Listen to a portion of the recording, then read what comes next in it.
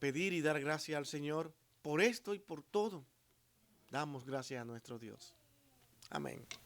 Vamos a orar. Bendito Dios y Padre nuestro, así nosotros venimos ante ti.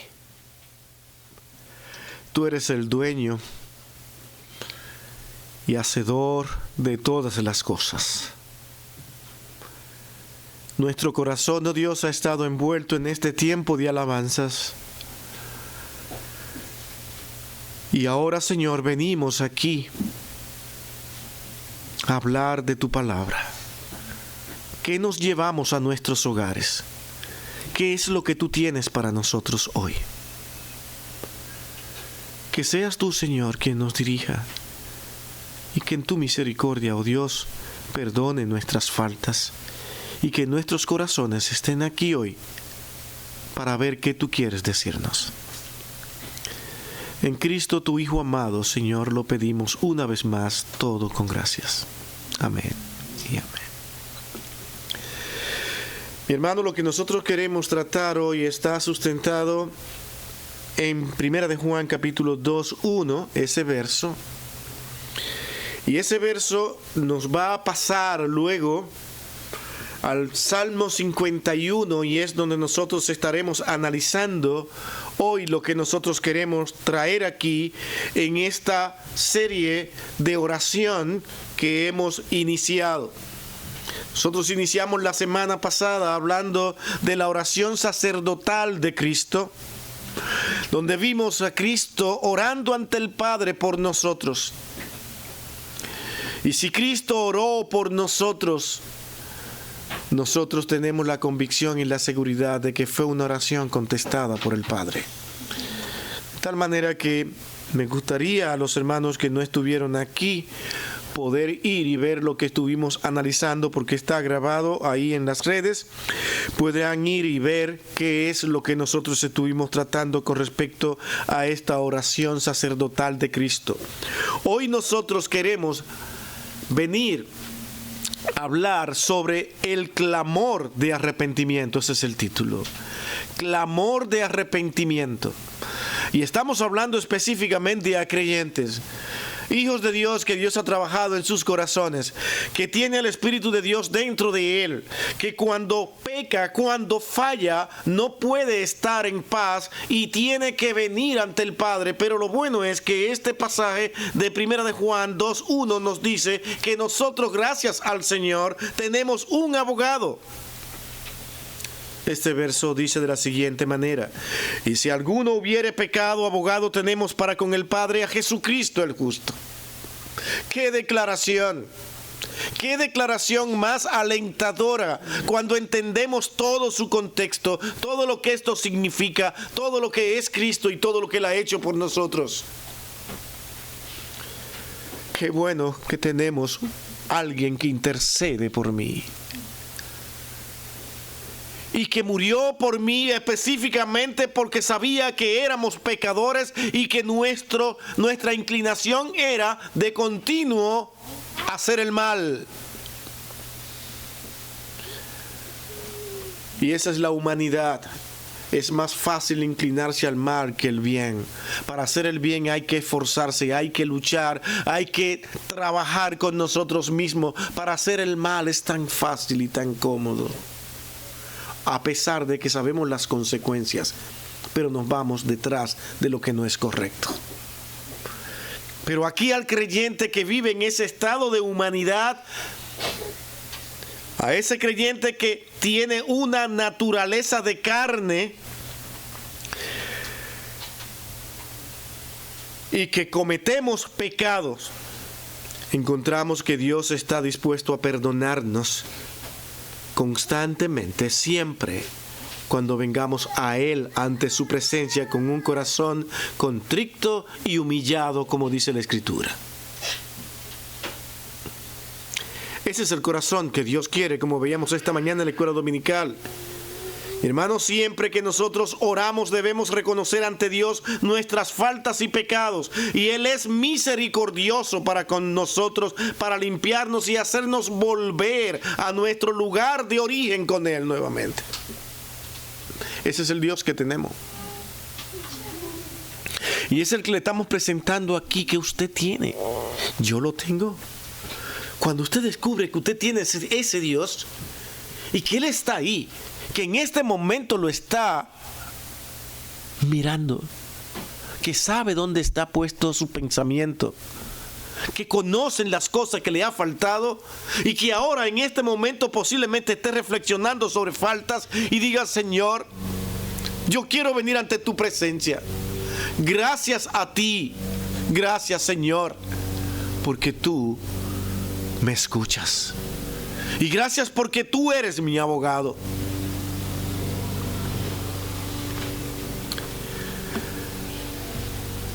Buen momento para traer la máquina, ¿no?, de cortar la grama.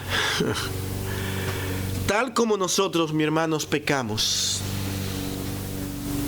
yo quiero hoy también traer aquí a David. David, rey de Israel, según nos enseña la Biblia, la palabra de Dios escrita, un hombre conforme al corazón de Dios, pero pecó. Le faltó a Dios. Pero David, después de haber reconocido su pecado, fue ante Dios con la oración que nosotros encontramos en el Salmo 51. Es de suma importancia para venir ante Dios reconocer que has pecado. No puedes justificar tu actitud, tus acciones. No la puedes justificar como la puedes justificar ante los seres humanos. Es que a nosotros nos puedes decir cosas que nosotros veremos externamente. Tus palabras nos dicen cómo tú quieres que nosotros te veamos. El asunto es que cuando venimos ante Dios y reconocemos nuestros pecados, debe existir la misma actitud que tuvo David cuando reconoció su pecado. Natán fue utilizado por Dios para esto. Mi hermano, muchas veces Dios puede utilizar a algunos de nuestros hermanos para decirnos: no estás bien. ¿Y cómo es posible que después de darme cuenta que yo no estoy bien, yo busque la manera de justificar mi falta, de justificar mi pecado y decir que no y que no y que no, cuando sabe que Dios te está mirando? David, cuando reconoció su pecado, ocurrió lo que nosotros vamos a leer en este salmo. Y al igual que dijimos también la semana pasada en el sermón anterior, esto es un devocional abierto para nosotros hoy. Yo voy a observarme a mí mismo en ese caminar diario donde yo me levanto, comienzo a hacer cosas, pensamientos, palabras, cómo hablo, cómo actúo, cuál es mi comportamiento en el trabajo, en mi casa, con mis hijos, con mis hijas. ¿Cuál es el comportamiento que yo tengo diariamente? Y vigilar si en ellos ofendo a Dios. Aunque David sufrió cierto castigo por su pecado, lo maravilloso de esto es que tenemos la seguridad de que por tener a un Dios tan grande y misericordioso, Dios le perdonó. Todos los días Dios tiene que estar perdonando pecados nuestros, ¿cierto? Todos los días. Yo quiero que usted me diga aquel día que usted pueda decir: Señor, pero qué día tan fantástico, hoy no te falté en nada. ¿Usted puede venir ante Dios diciéndole eso? No podrá. Porque el mismo Espíritu Santo te dirá a ti, ¿qué estás diciendo? Déjame hacer memoria y te acordará tus pecados. Es que nuestras mentes y pensamientos ante un Dios tan puro y santo, debemos vivir para no pecar, como dice Juan en su primera carta.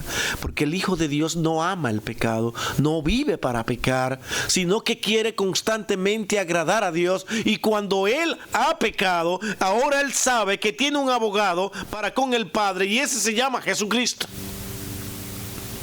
Ese es el gran consuelo que ahora tiene el Hijo de Dios.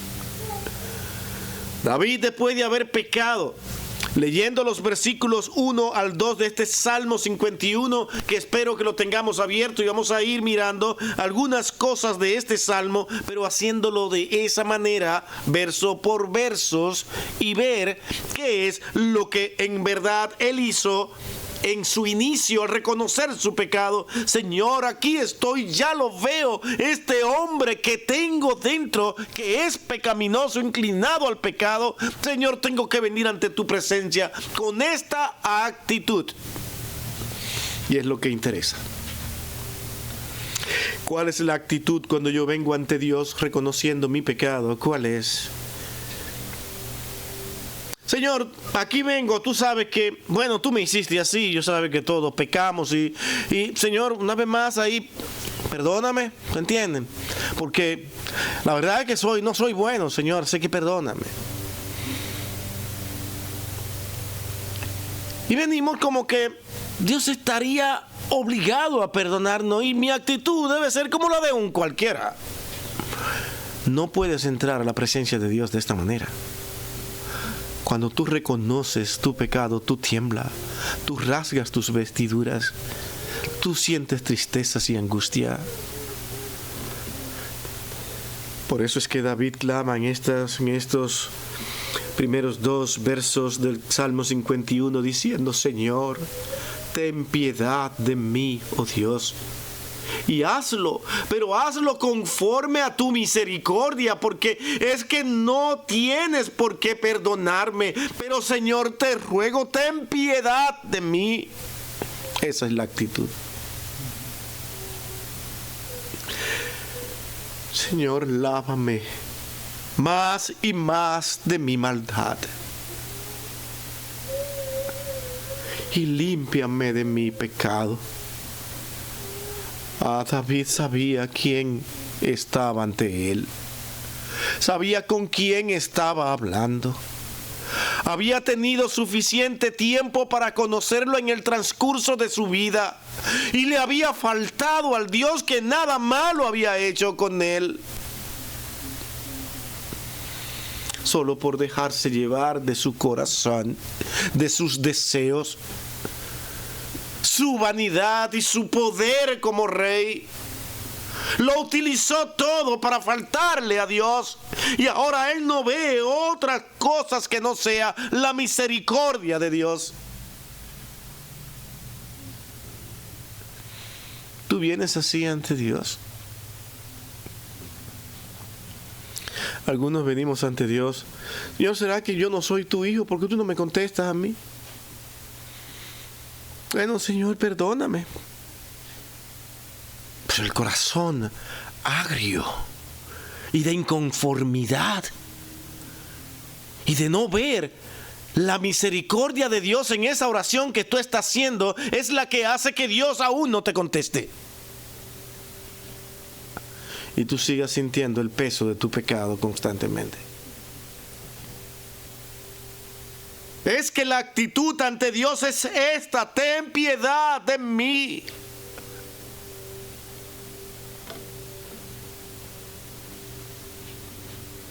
En los versículos 3 y 6, él pasa a hacer lo siguiente. Ahora él confiesa. Dios conoce cuál es tu pecado y sabe que tú lo sabes, pero no quiere que tú vengas con esta actitud: Señor, tú sabes que he pecado contra ti, tú lo sabes. No, ¿cuál es el pecado? Me imagino en esa conversación Dios diciéndote, hijo, ¿cuál es? Señor, tú lo sabes todo. Así que perdóname por eso que tú sabes. David no oró así. David fue directo a confesar su maldad. Así, así y así.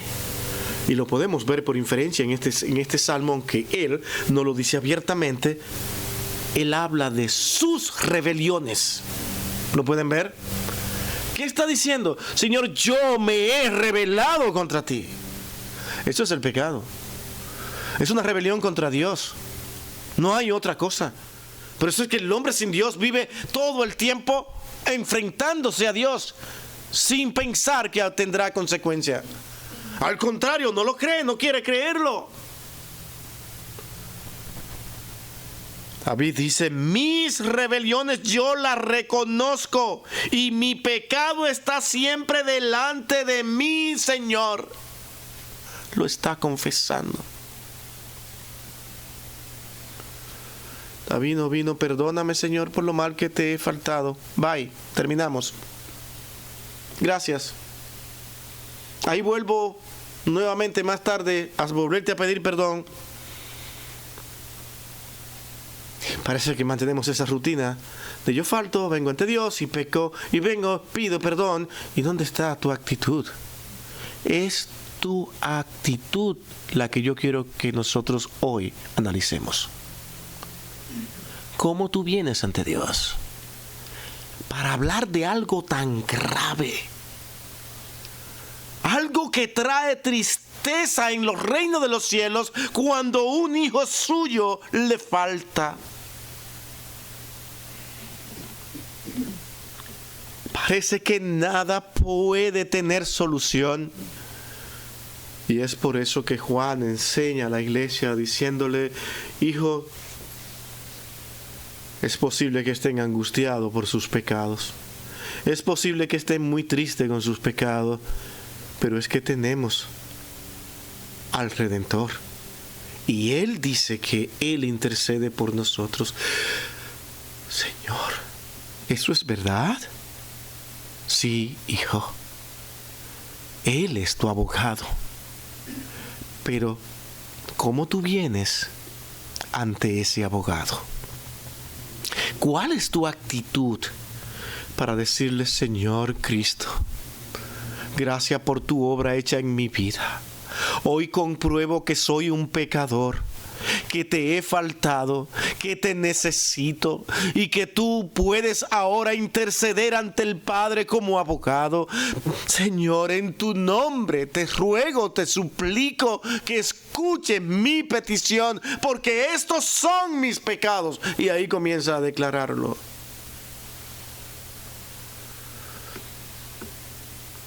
Esto se parece mucho a cuando algunas familias educan a sus hijos. Los niños cuando están pequeños, ellos sufren de ser muy astutos y muy sabios. Y nosotros tenemos que enseñarles a reconocer que han actuado mal. Y tú le haces preguntas y le dices, mira, lo hiciste mal. Se quedan callados y ellos saben, ¿sí o no? Así los que han tenido familia. Están asustaditos allí porque parece que algo le va a pasar y están preocupados porque el padre o la madre le va a castigar. Dice, ¿sabe que lo has hecho mal? Sí. Algunos padres muy sabios le dicen, ya saben lo que ha hecho. ¿Qué fue lo que hiciste? Y ellos te miran como que, vamos, recreen eso los que son padres. Y ellos te miran con sus ojitos y dicen, pero, ¿y es que no lo sabes? Ellos saben que tú lo sabes. Pero, y tú insistes, ¿qué fue lo que hiciste? ¿Cuántos padres no actúan así? Para que ellos hablen y entiendan qué es lo que le tienen esta situación en ese momento. Tú tienes un problema conmigo, como hijo y como padre. ¿Qué fue lo que hiciste?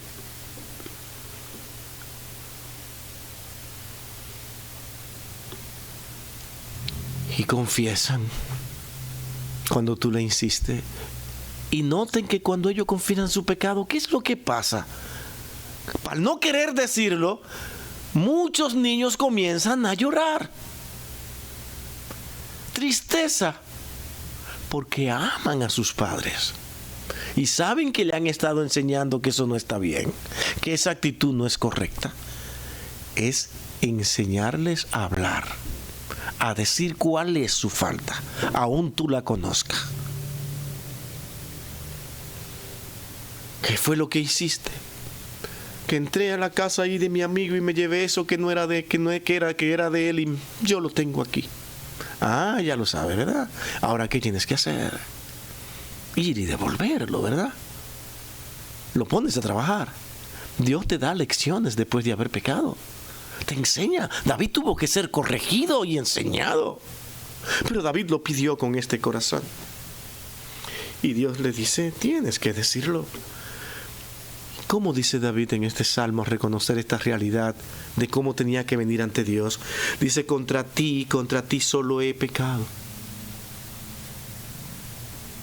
Mi problema es contigo. Y esto no significa que nuestros pecados, al afectar a otros, nosotros no tengamos que venir y pedir perdón, porque esto es parte del mismo plan de Dios, de que si yo realmente entiendo que he faltado a alguien, tengo que ir y ponerme a sus órdenes y decirle, esto es lo que Dios me ha dicho, esta es mi falta, de tal manera que debemos ver a un rey, a un hombre público, confesando su pecado públicamente, porque está escrito, él lo hizo reconocer, saber, estos fueron mis pecados, estos son, que todo el mundo lo sepa. Yo le he faltado a Dios, pero sé que todo esto, a quien más le afecta es a ti. Señor, es contra ti que he pecado, y al faltarte a ti, le he faltado a los demás. He hecho lo malo delante de tus ojos. ¿Está confesando o no? Para que sean reconocidos justo en tu palabra y tenido puro en tu juicio. Señor, es delante de ti. Yo he hecho lo malo delante de tus ojos. Sigue diciendo, he aquí algo que yo no sé si usted lo entiende. Usted está conmigo en el Salmo. Te ha leído esto muchas veces.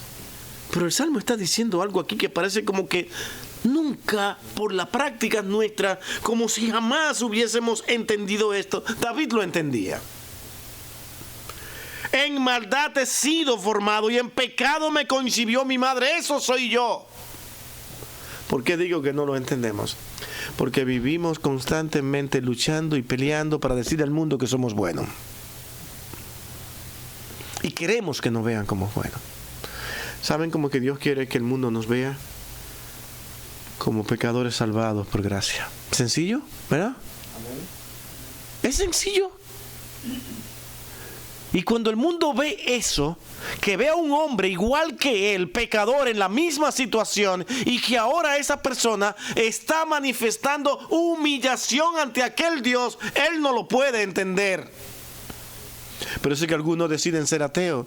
Pero ¿ante quién tanta humillación? ¿Ante quién tanta reverencia? ¿Dónde está? No lo veo.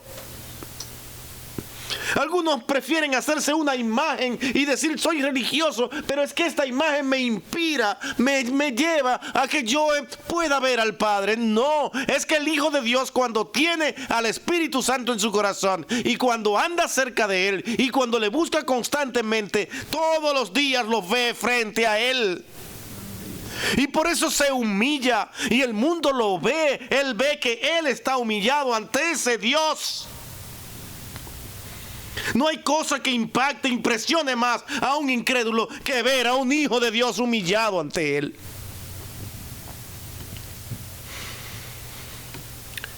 Pero a veces nosotros somos arrogantes iguales que el mundo y queremos decirle, yo no soy como tú. No, preséntale, yo estoy en tu misma situación, pero reconozco a Dios como mi Salvador. Y yo quiero que tú camines juntamente conmigo en este camino tan difícil, en estas batallas constantes, donde un mundo tan sucio y asqueroso, y que todos tenemos que caminar, y tengo que ponerlo en esas palabras, mi hermano, porque este es el mundo que tenemos ahí. Enciende el televisor, abra su computador y teléfono con tantas informaciones, y usted lo que va a ver es un mundo detrás de qué, de méritos, un mundo buscando cosas, ganancias para él, y muchas palabras hermosas para que usted le dé reconocimiento a lo que él está haciendo. Vivimos ansiosos de ser visto por los hombres, de ser reconocido por los hombres, y que los hombres se postren ante mí por mis capacidades. Pero yo no estoy dispuesto a humillarme ante Dios, ni presentarle al mundo que yo soy una persona débil y que solamente por la gracia de Dios tengo la fuerza que tengo, que no soy más importante que tú no eres más grande que yo, ni yo soy más grande que tú. Que este es un mundo donde nosotros, la invitación es la misma a todos nosotros. Ven a Cristo. Ven al Redentor y Salvador. Humíllate ante Él. Ven al Dios y Padre de nuestro Señor Jesucristo. Órale, pídele, pero reconociendo quién tú eres. David sigue diciendo: he aquí, tú amas la verdad, en lo íntimo y en lo secreto me has hecho comprender sabiduría. Esa relación del Hijo de Dios que se humilla ante el Padre. Este soy yo, Señor. Una de las cosas que veo es que tú amas la verdad en lo más oculto, en lo más íntimo. Y me has hecho entender tantas cosas. De repente me doy cuenta que estoy hablando con una sabiduría que jamás sé de dónde la he sacado. ¿Cómo es posible que pueda ser tan exacto en mis palabras, en mis precisiones? Y todo esto, Señor, estar cerca de ti me ha llevado a tener este reinado tan difícil, cosa que más tarde su hijo no pudo hacer porque se apartó de Dios. Pero es que David había tenido sabiduría por acercarse a Dios. Dios complace a su hijo cuando le pide por sabiduría y le da una inmensa sabiduría. Pero no supo mantenerse ante Dios.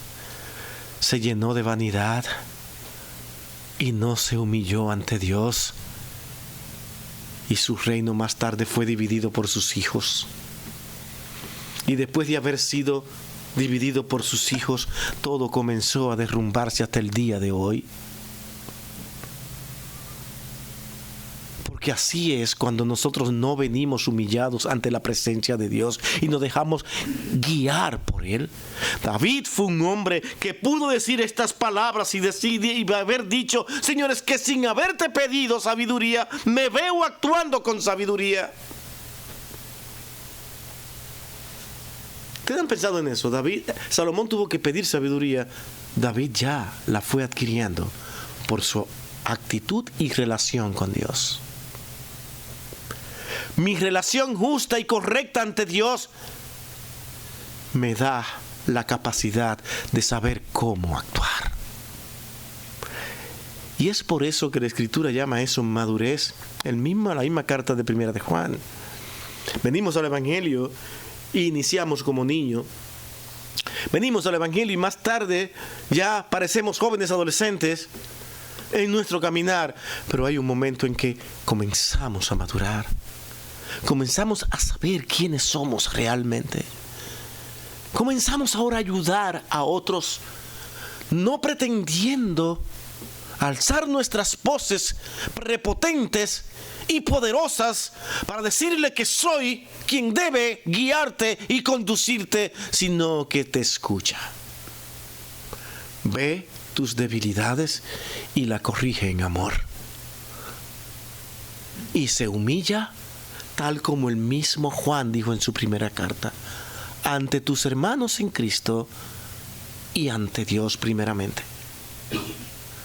En el mismo capítulo 1, primera de Juan, nos enseña eso. Juan está llevando esta carta de una manera maravillosa para todo aquel que en verdad dice, yo he creído en Cristo. Sí, ¿lo has conocido? Es que el que ha conocido a Cristo ve a David y su actitud, ve los hombres de Dios actuando, cómo han vivido durante todos sus años, cómo se han comportado cuando vienen ante la presencia de Dios, cuál es la relación de ellos con Dios, cuál es la relación de ellos con los demás. ¿Y sabe qué es lo que hace eso? La oración constante. Porque constantemente pecamos, pues constantemente tenemos que venir ante la presencia de Dios. ¿Qué tanto oras tú? ¿Qué tanto oramos nosotros? Ayer escuchábamos en el tiempo de oración donde fuimos a orar con estos hermanos y un hermano que estaba al frente dijo que él oraba 3 veces al día para imitar a Daniel. Fantástico, eso es maravilloso.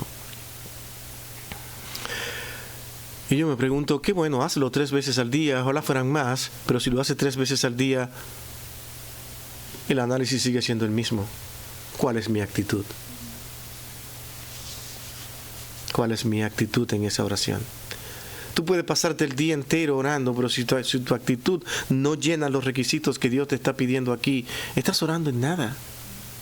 Estás utilizando tiempo vano. Porque Dios tiene que enseñarte que así no funciona. Muchas oraciones no son contestadas por la actitud nuestra. Pensamos que podemos hacerlo. Confiamos en nuestras capacidades o pensamos a ver y a compararnos con otros, pero fíjate cómo está. Ya estás mezclando la envidia del comportamiento del hermano y el tuyo, y Dios dice, es que estás mal. Es que estás mal. ¿Cierto? Mi hermano, dijimos que esto era un devocional aquí para pensar y analizar y meditar. A mí, mi hermano, lo que me preocupa aquí es su actitud, lo que en verdad funciona ante la presencia de Dios. Yo no estoy interesado aquí en este momento, y Dios lo sabe, en que usted vea a una exposición magnífica, muy teológica, pero solo eso. Yo quiero que usted entienda lo que estamos diciendo aquí. David nos está hablando a nosotros de cuál es la actitud, y Dios quiso que todo esto pasara en David para que hoy nos enseñe a nosotros. Nada en la Escritura es casualidad. Dios ha estado enseñando a miles y millones de personas solo con este salmo a decir, Señor, he estado mal. ¿Qué actitud la de David? ¿Qué actitud la de David? Tengo años sin tener esta actitud. No he podido hacer lo que David hizo, pero David pecó grandemente, Señor, y veo que por su actitud tú le perdonaste. Señor, perdóname. Y comenzamos a orar ahora como debemos de orar.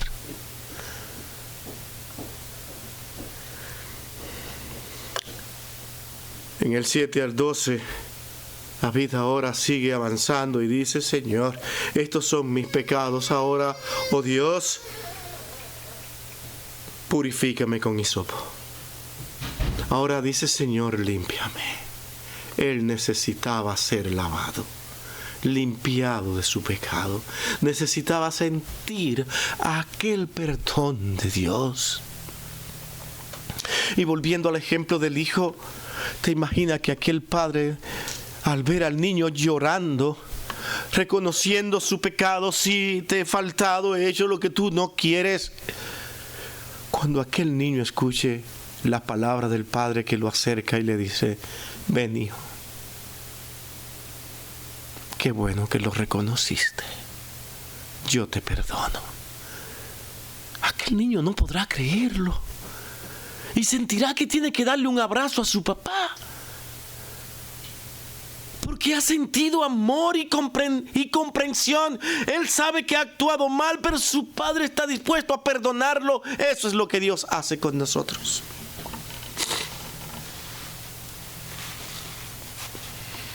Eso es lo que Dios hace todos los días con nosotros. Cuando venimos con la actitud correcta y nosotros decimos: Señor, límpiame. Límpiame, límpiame, límpiame. Necesito sentir esa paz, esa tranquilidad que este niño sintió cuando supo que su padre le había condenado la deuda.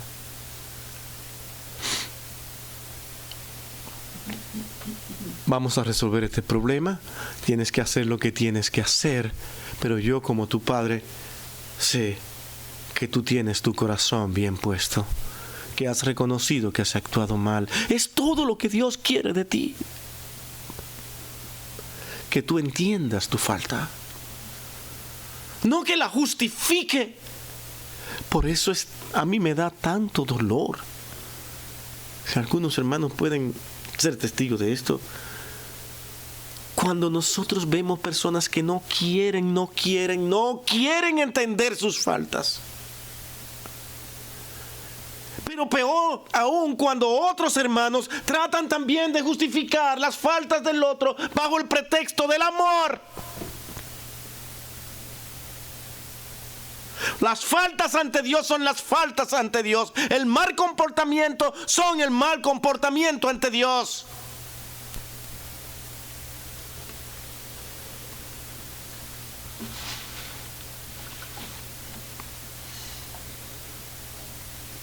Un amor mal direccionado es ofensa a Dios. ¿Ha escuchado un verso que dice: no améis al mundo ni las cosas que están en el mundo? ¿Sabe de qué está hablando ahí? De un amor mal direccionado. Y cuando hablamos de amar al mundo y las cosas que están en el mundo, tiene que ver con todo esto que inclina al pecado y que el Hijo de Dios no puede tolerar ni pasar por alto. Porque eso es el mundo, que da rienda al pecado. Y hoy, sin ver este versículo, creyentes apoyan el pecado de otros cuando dicen: es que nada puede ser más grande que el amor. Y si dos personas del mismo sexo se aman, pues vamos a decirle: qué bueno es el amor, qué lindo, florecitas para ello. Y la Escritura dice: los hice hombre y mujer. Pero no, es que Simón de Beauvoir dijo que no hay hombre ni mujer. Y hay que creerle, y hay que seguirle, y hay que irse detrás de esa filosofía para que el amor se engrandezca y sea fluyente. No améis al mundo ni las cosas que están en el mundo, porque el que ama al mundo, el amor del Padre no está en él. Esto es un paréntesis.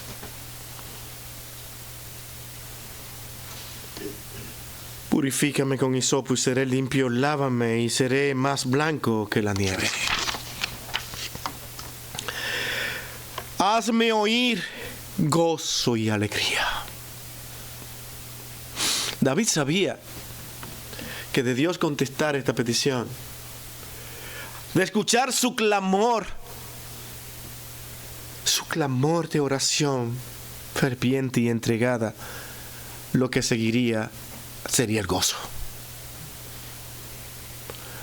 No hay gozo sin reconocimiento de pecado, por lo menos para un hijo de Dios. Inténtelo. Inténtelo. Cuando usted sabe que está mal, que ha fallado, pero quiere justificar su pecado. Usted podrá pasarse en la vida años atacando a los demás y como culpable de sus males.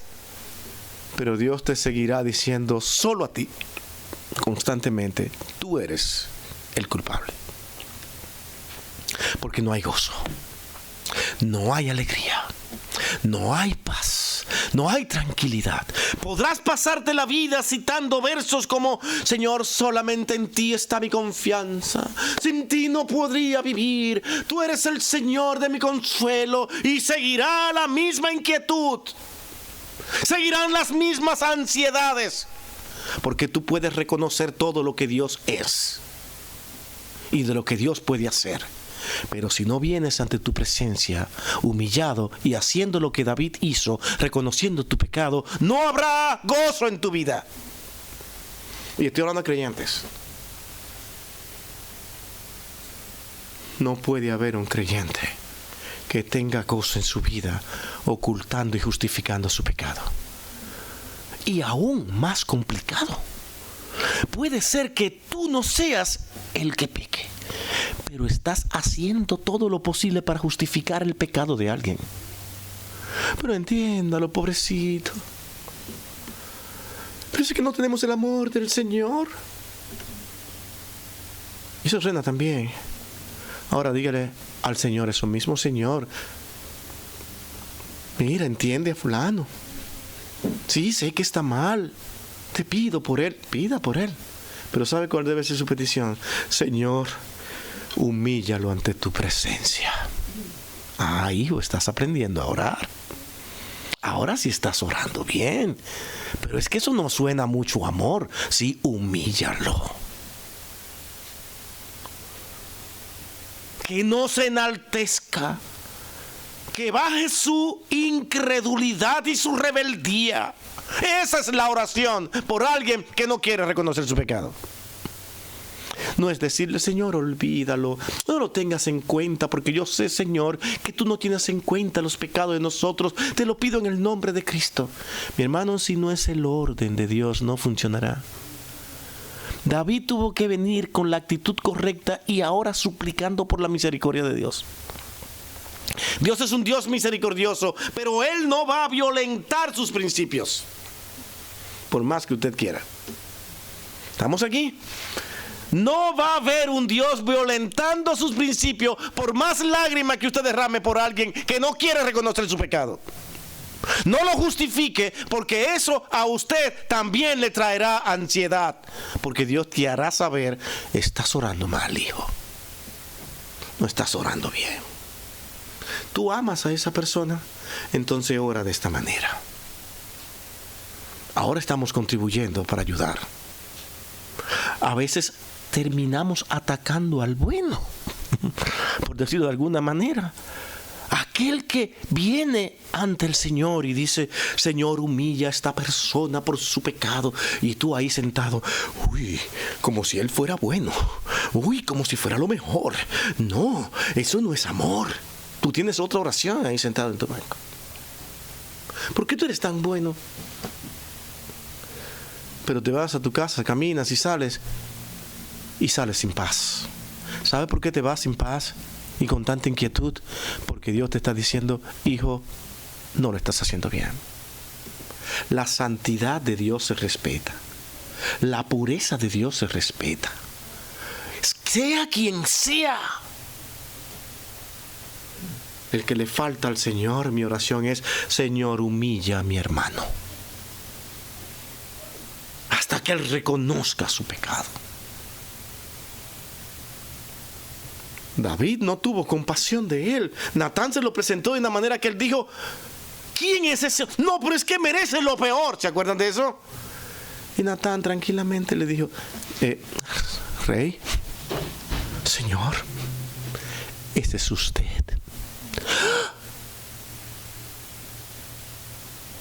No se lo escondió, no le dio caricias. Él no vino: es que usted es el rey, yo estoy fervientemente orando por usted, oh rey, porque yo sé, no se vaya a ofender. No, mire, no. Me va a pasar algo a mí, pero ese es usted. David rasgó sus vestiduras, comenzó a llorar, a reconocer su pecado, y sale esta oración. Pudo ver a un hombre de Dios que sí lo amaba, que no miró los riesgos que esto podría traerle. Nosotros muchas veces no hablamos ni corregimos por los riesgos que nos puedan venir. Hermano, no es fácil. ¿Cómo acercarme a él y decirle que está en pecado? David sigue diciendo: esconde tu rostro de mis pecados, Señor, y borra todas mis maldades, pero en súplica. Bórrala Él no vino entre más. Él quería sentir eso, que Dios ahora lo estaba guiando. Y Señor, crea en mí, oh Dios, un corazón limpio. Renueva un espíritu recto dentro de mí, Señor. No me eches de delante de ti. No, escúchame, Padre. No quites de mí tu Santo Espíritu. Que esté ahí a mi lado, Señor. Te necesito. ¿A quién podré ir? Eso es lo que le está diciendo. Ahora, Señor, vuélveme el gozo de tu salvación y el espíritu noble me sustente. David no tenía gozo porque ahora estaba trabajando con su pecado delante de Dios. Esta batalla, este enfrentamiento no se resuelve delante de los hombres tratando de justificarme, que ellos me vean como el bueno y el otro como el malo. Este problema de pecado interno se resuelve tú y Dios. A veces le piden a los hombres que nos ayuden con algo que no pueden resolver los hombres, sino solamente Dios. Mi hermano, ¿quién puede resolver, por ejemplo, un caso de disciplina en una iglesia si no es Dios?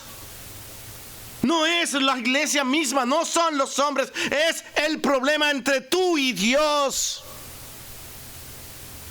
¿Cierto? Y hasta que tú lo entiendas, Él va a estar trabajando contigo. Y posiblemente el proceso sea largo, donde tu angustia, tu dolor, tristemente, a veces nosotros, en ese afán de justificarnos, terminamos pensando que no nos tratan bien, que los hermanos han sido malos, cuando yo lo que tengo que hacer es, escucha, hijo, es que aquí no se trata de aquel ni de este, es conmigo el asunto. Cuando tú vas comprendiendo de que el problema es con Dios, yo no sé qué pasa, yo no sé qué sucede, pero tú comienzas a amar a los hermanos.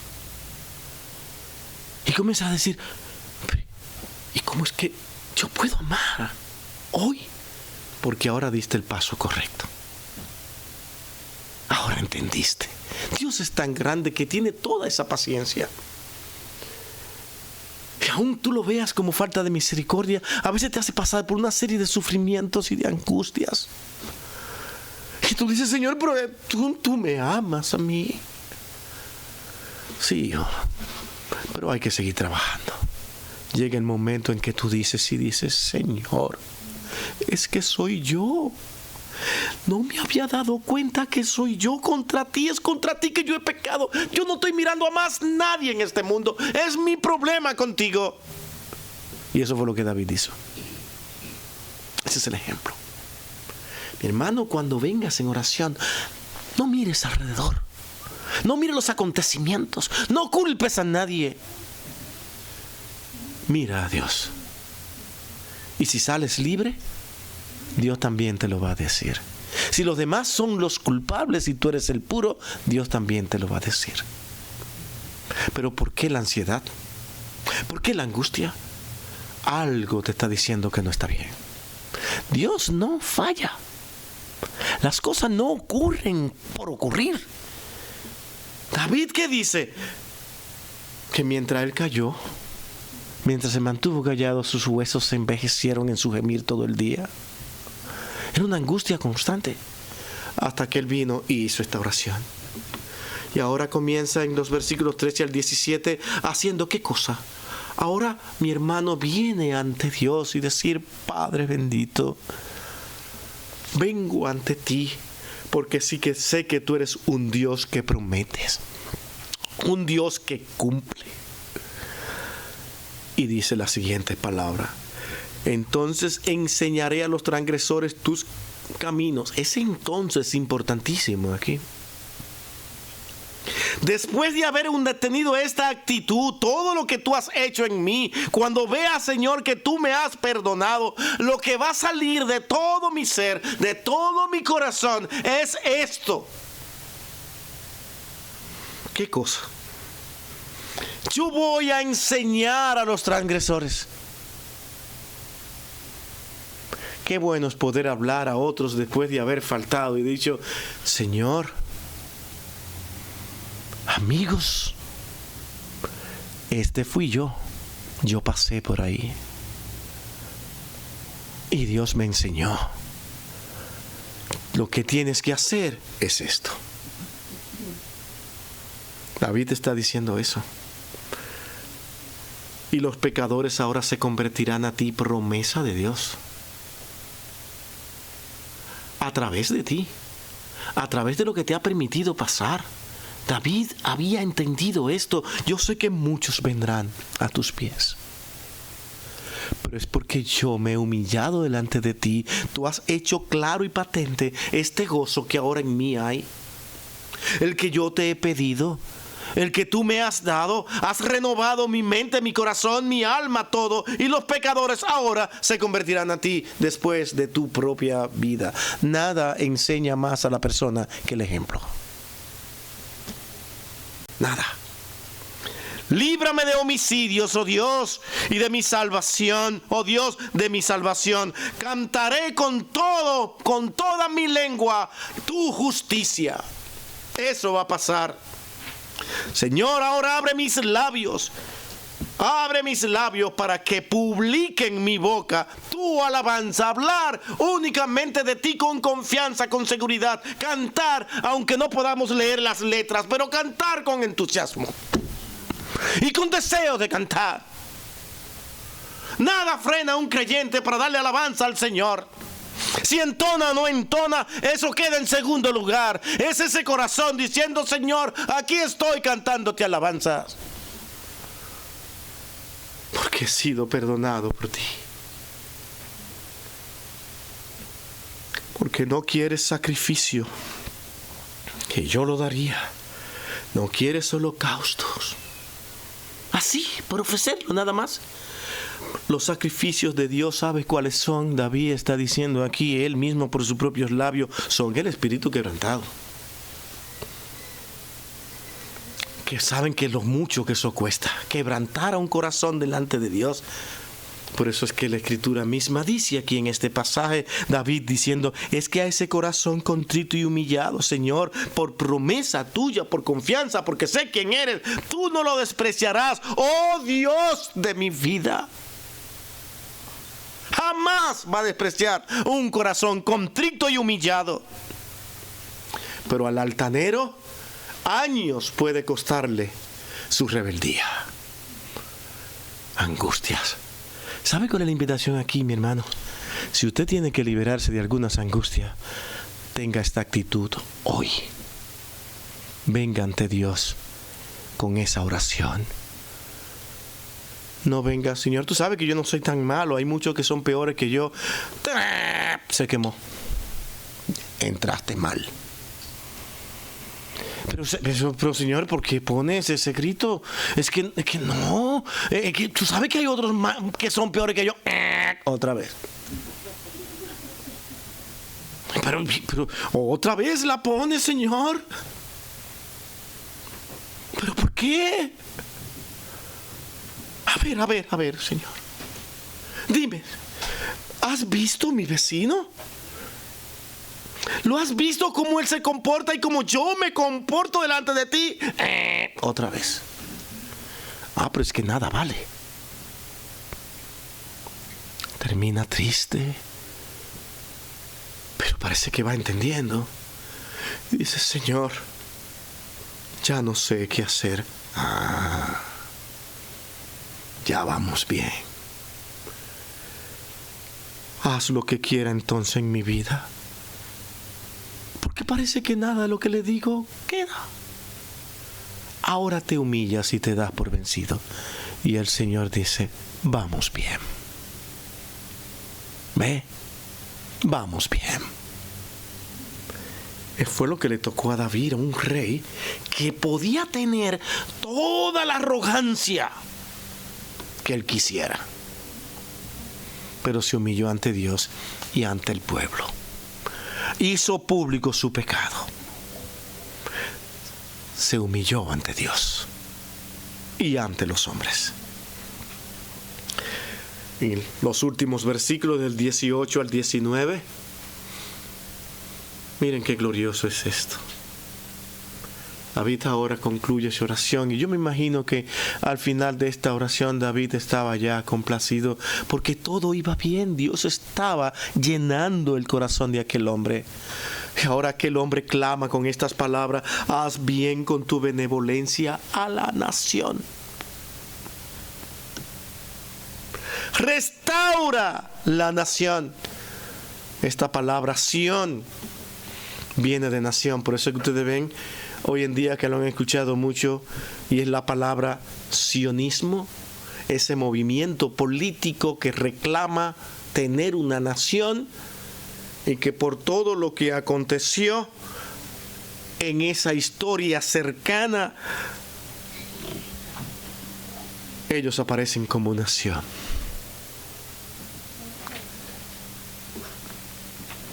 Pero, porque se humillaron ante Dios, es que usted no podrá creer que hay muchos judíos hoy diciendo: ustedes no están bien. Han tenido una nación sin la dirección de Dios, sino por fuerza.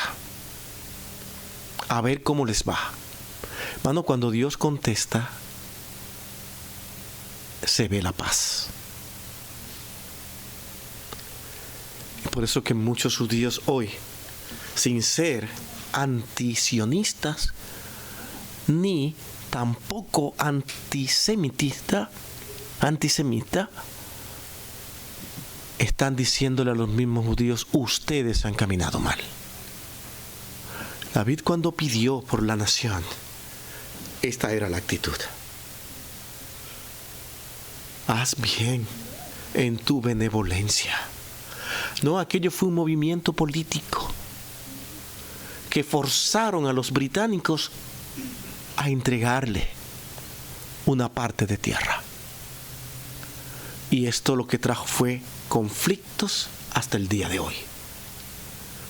Porque la otra parte no quiere un poco de tierra, también la quiere toda. Y todos quieren toda. No hay acuerdo, no hay paz, porque Dios no estuvo aquí envuelto. Y digo esto sabiendo que muchos me condenarán.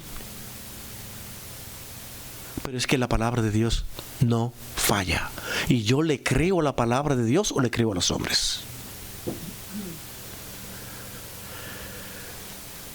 David decía: edifica los muros de Jerusalén, Señor, su ciudad.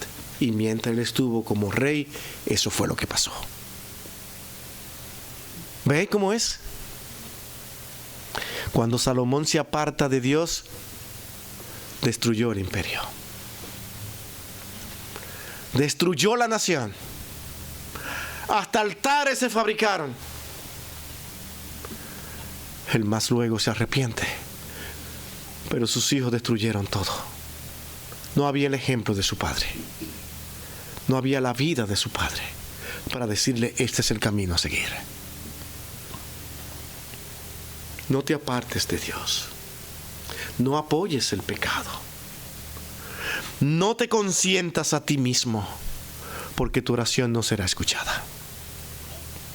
No te consientas. ¿Por qué te consientes tanto? ¿Por qué te amas tanto? ¿Porque crees que Dios te va a entender? Dios te seguirá disciplinando. Y acuérdate, la disciplina de Dios son más grandes y más fuertes que la de los hombres. Nosotros somos más débiles y caemos y nos dejamos llevar por el sentimentalismo. Pero Dios no. A Dios no lo mueven tu sentimentalismo pecaminoso. Y lo digo de esa manera porque así es. Tú puedes hacer lo más bueno y llorar lo que tú quieras por alguien, pero es un sentimentalismo pecaminoso. ¿Por qué? Porque lo estás haciendo fuera de la voluntad de Dios. Entonces te agradarán los sacrificios de justicia después de hacer eso.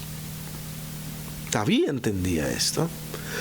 El holocausto u ofrenda del todo quemada, entonces ofrecerán becerros en tu altar, entonces podremos venir y alabar y cantar himnos que no podemos seguir sus letras, pero los cantaremos. Las cosas no ocurren por ocurrir, no sé por qué. Tal vez no entenderíamos tan bien hoy lo que estamos diciendo si no hubiese ocurrido eso. Ustedes ven que nuestro Dios es demasiado. No entendemos nada. Hasta que Él nos dice, esto es lo que quería. Es ese corazón para Dios. Vamos a orar. Bendito Dios y Padre nuestro. Gracias.